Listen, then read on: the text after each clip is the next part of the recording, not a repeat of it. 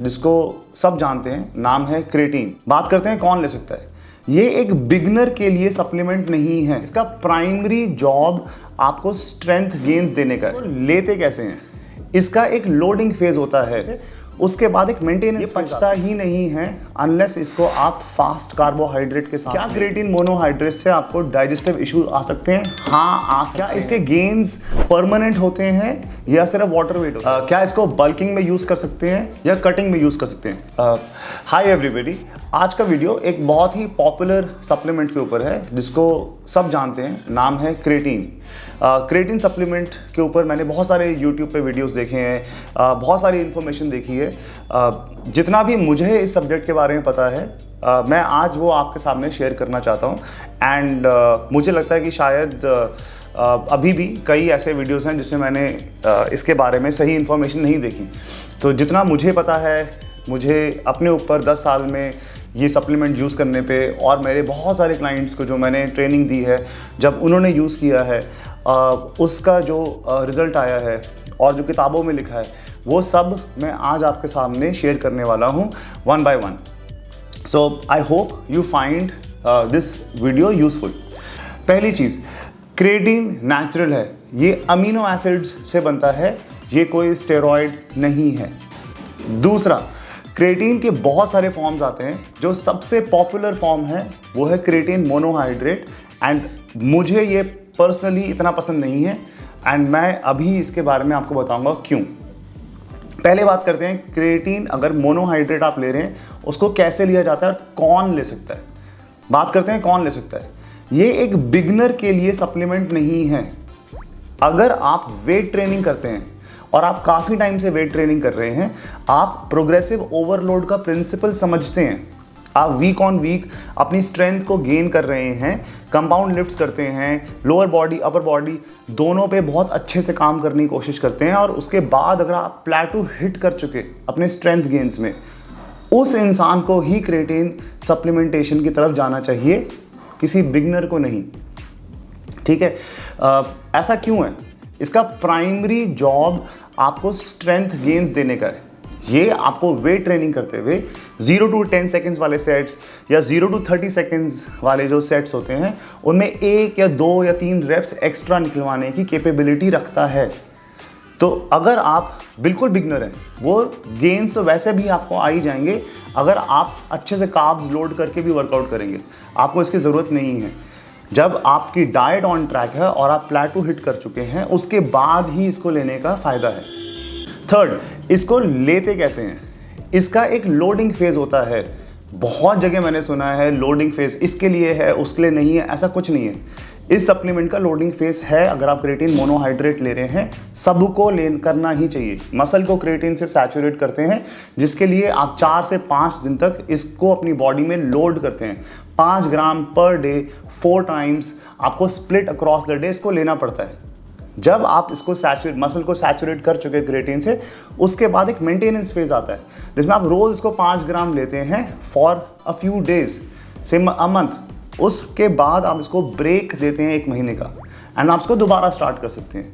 ये प्रिंसिपल सब के लिए अप्लाई होता है। ऐसा नहीं है कि एक XYZ के लिए होता है जो कि सुपर एडवांस एथलीट है और दूसरे के लिए नहीं होता है। जो भी इंसान वेट ट्रेनिंग कर रहा है और जिसके प्लेटूज हिट कर चुके हैं, जो सप्लीमेंट को लेंगे, वो ऐसे ही लिया जाता है। दूसरी चीज़, ये प्रोटीन में डाल के पी लो, ऐसे पी लो, वैसे पी लो, बिल्कुल गलत है। ये पचता ही नहीं है अनलेस इसको आप फास्ट कार्बोहाइड्रेट के साथ लें।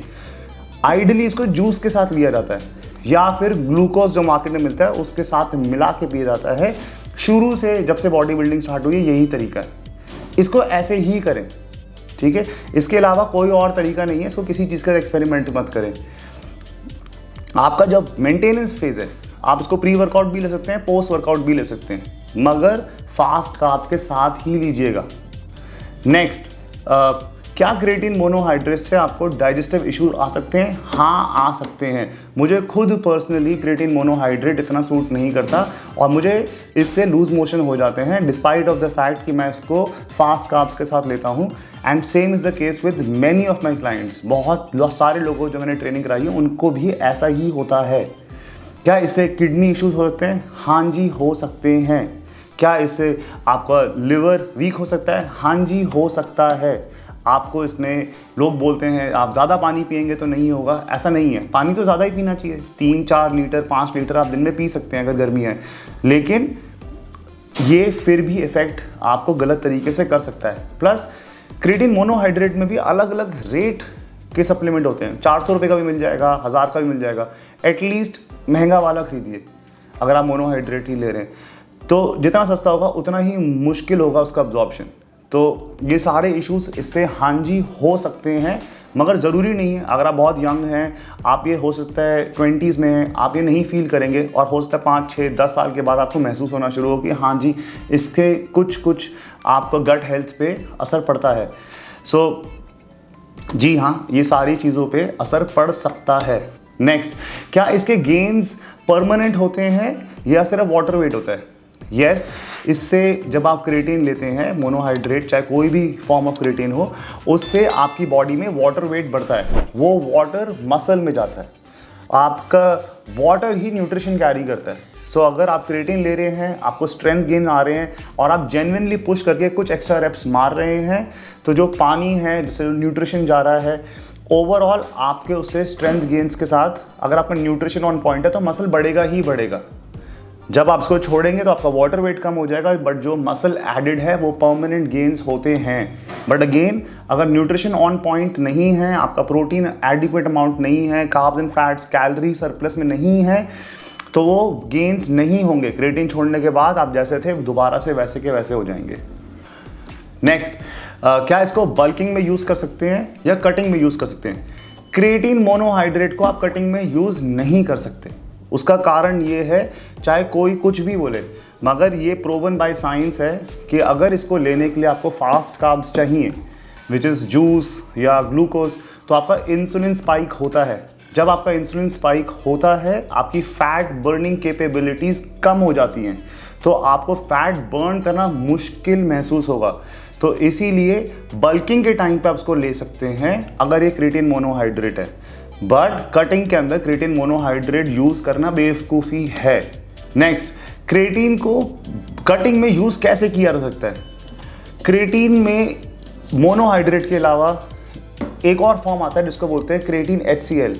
ये कोई स्पॉन्सर्ड वीडियो नहीं है, मुझे किसी ने स्पॉन्सर नहीं करा हुआ, आप किसी भी ब्रांड का ले सकते हैं, बट क्रिएटिन HCl इसका फार सुपीरियर वर्जन होता है। हाँ, ये महंगा होता है, मगर महंगा ही लेना चाहिए। अगर आप कोई चीज़ अपनी बॉडी में डाल रहे हैं तो अच्छी ही डालें, नहीं तो लाइक आई सेड, आप सिर्फ आलू खा के भी बहुत अच्छा वर्कआउट कर सकते हैं। क्रिएटिन HCl के अंदर लोडिंग नहीं चाहिए होता।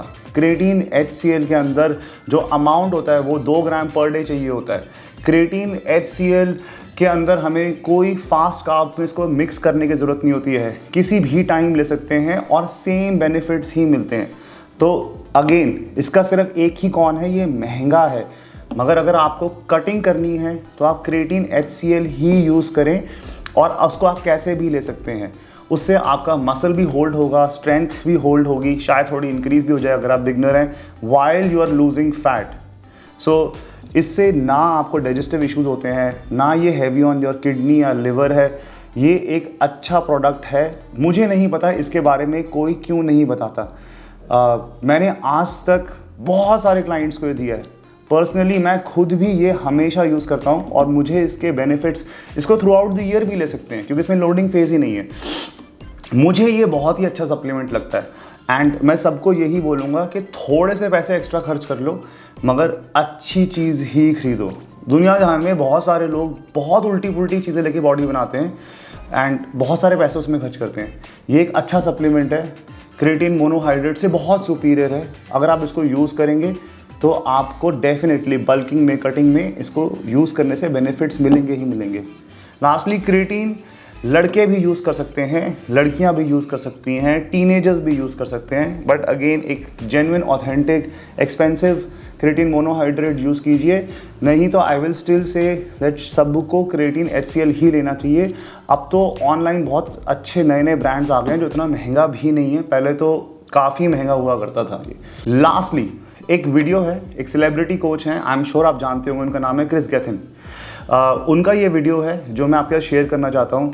इनका भी यही मानना है कि क्रिएटिन मोनोहाइड्रेट तो पानी में ही नहीं मिलता, तो बॉडी कैसे अब्जॉर्ब करेगी, and creatine HCl is far superior. So ये अपना ब्रांड भी बना के बेचते हैं क्रिएटिन HCl का, तो शायद इसलिए भी बोल रहे हो, बट ये क्रिएटिन मोनोहाइड्रेट भी बना सकते थे ना। तो मुझे जस्ट अगर आपको मेरी बात पर विश्वास नहीं, आप ये वीडियो देखिए एंड फिर डिसाइड कीजिए। Hello, Chris Gethin here, talking to you about creatine in a HCl patented form and creatine monohydrate. Creatine monohydrate is one of the most studied supplements out there. However, I haven't been taken out and I haven't recommended that supplement for about 7 years now. The reason being is because I take the patented form of creatine HCl. Why? Because creatine HCl has nothing but positive effects, I believe, as opposed to the monohydrate does have a lot of counterintuitive effects upon the process of attempted digestion, I'd say. The reason why I say that is because the particle size in monohydrate is much larger than creatine HCl in its patented form. Now, just to give you a demonstration so I can kind of back up with what I'm saying here, I'm not going to show you this container here. Hopefully I didn't give it away then.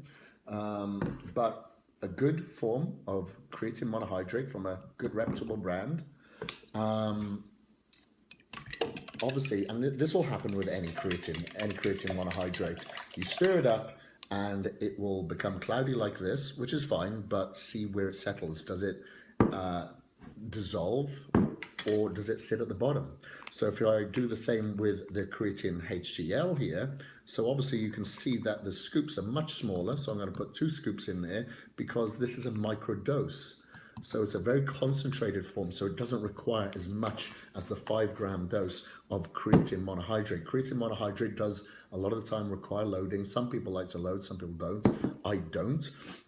Now look, I'm going to stir this, but there's hardly any point of me doing it because it's already dissolved. So as you can see, one's dissolved, the other one isn't. So how is it going to get absorbed through into your body?